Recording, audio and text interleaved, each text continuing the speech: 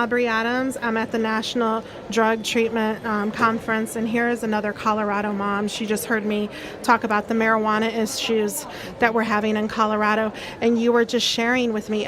Please tell me your name if you'd like. So my name is Jennifer, and I am a former Colorado resident. I moved out of state 3 months ago.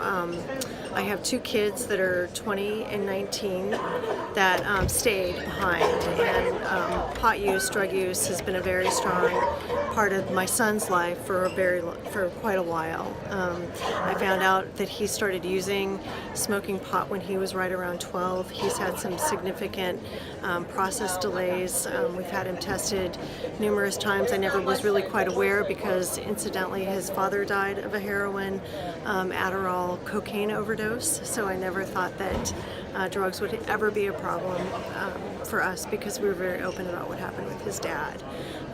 He graduated from high school, barely. There was a point in time where I always knew when he was using because his personality was changed.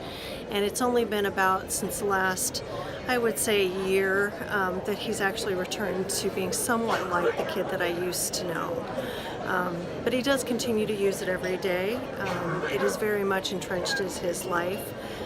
He sometimes doesn't, I don't think, understand the ramifications of the drug use. It's part of the culture that he continues to be immersed in that is a little outside of normal society, I think. I think it's going to continue to haunt him as he gets older and tries to form his way in life.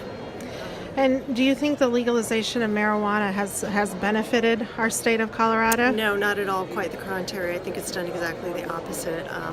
I will disclose that I voted for it. I voted for the tax dollars that I thought that it would bring the state.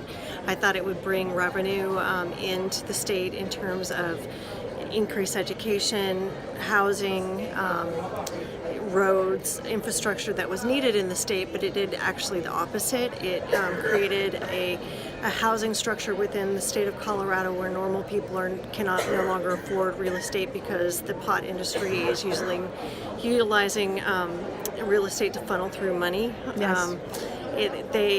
The infrastructure of the roads, etc., are almost intolerable. The traffic in Colorado particularly Denver, has gotten so bad that it takes 45 minutes to an hour to go anywhere.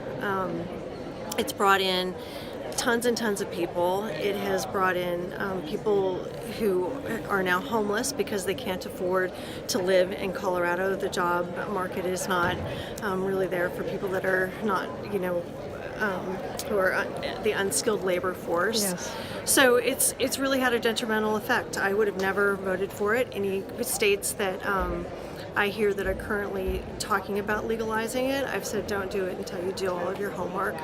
It has had such a detrimental effect in Colorado that I wish we could go back in time. I hear you saying you would not vote for legalized marijuana no more. No, I would not. No. The dispensaries on every corner, the deterioration of neighborhoods because of that. It's almost similar to what many people will recall as food deserts, where in the inner city you don't have means to having healthy foods, but you have access to liquor stores. And in Colorado, it seems to be the opposite. You have, you don't have access to food stores, but you have access to dispensaries. Absolutely. So, thank you so much. You bet.